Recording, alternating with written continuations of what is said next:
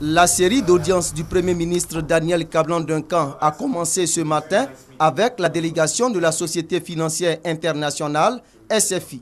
Cette mission a saisi l'opportunité pour traduire son soutien à la Côte d'Ivoire.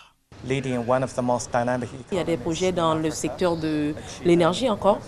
Il y a d'autres projets dans le secteur de l'agro-industrie et nous sommes toujours à l'affût d'autres projets. Donc nous continuons à soutenir non seulement les opérateurs privés mais aussi le gouvernement pour améliorer le climat des affaires.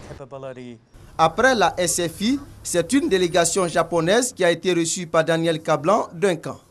Il a fait une large communication sur l'amélioration du climat des affaires avant de laisser des ministres du gouvernement répondre aux questions des opérateurs économiques japonais.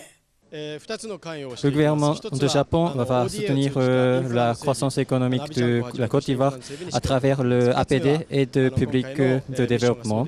Surtout, on est en train de faire une étude sur l'aménagement de la port autonome de Abidjan. Et deuxièmement, le secteur privé du Japon envisage d'investir dans ce pays.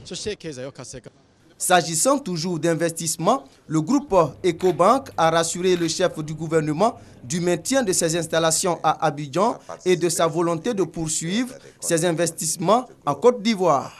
Avant ces différentes rencontres, c'est une délégation d'hommes d'affaires américains qui était chez le Premier ministre.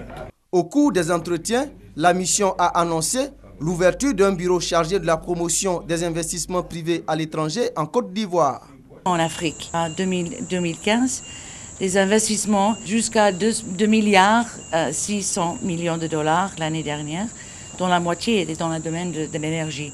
Mais très peu de ces investissements ont été dans l'Afrique de l'Ouest, pour les raisons historiques et linguistiques, si vous voulez. Et nous aimerions voir un peu ces investissements sur l'Afrique de l'Ouest monter. Nous pensons qu'on peut cibler, disons, entre 400 et 500 millions de dollars d'investissement ici 3 ans. Ce balai d'hommes d'affaires et d'investisseurs chez le Premier ministre a lieu en marge de la tenue de Africa CEO Forum.